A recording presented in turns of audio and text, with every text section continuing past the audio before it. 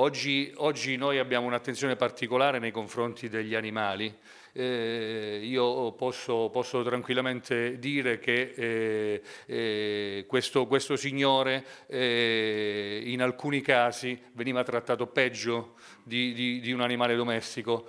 Si fa fatica a capire tale violenza e tale cattiveria, una vicenda, quella di Torriano di Cividale, dai contorni a dir poco raccapriccianti, con la coppia senza scrupoli a trattare peggio di un animale il povero anziano, zio della donna, un'attività che i carabinieri del Norm della compagnia della città ducale hanno intrapreso e concluso con tempistiche anche molto brevi dopo aver raccolto alcune fondamentali segnalazioni dei vicini.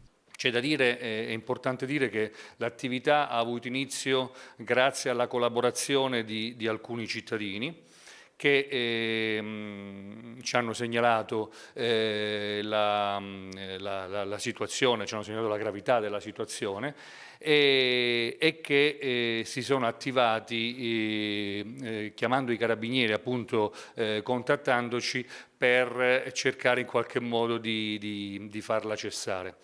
E siccome gli elementi erano tanti e tali da poter ben chiarire quella che era la situazione, la condizione dell'anziano, l'attività non è durata più di 2 mesi. Ecco l'importanza delle segnalazioni. Il messaggio dei carabinieri ai nostri microfoni, per voce del capitano Crugliano, è quello di avvertire le forze dell'ordine se si nota qualcosa di sospetto in relazione alle categorie fragili, che magari non hanno la forza e la possibilità di far sentire la propria voce. È importante, come dicevamo prima, la collaborazione dei cittadini, è importante sensibilizzare sull'argomento un po' tutti e chiamare i carabinieri anche a mo' di consulto. Se ci si rende conto di trovarsi di fronte a situazioni del genere, chiamare i carabinieri anche a mo' di consulto, anche per creare magari un link con altre amministrazioni, con altri enti che in qualche modo si occupano del problema. Quindi noi siamo a disposizione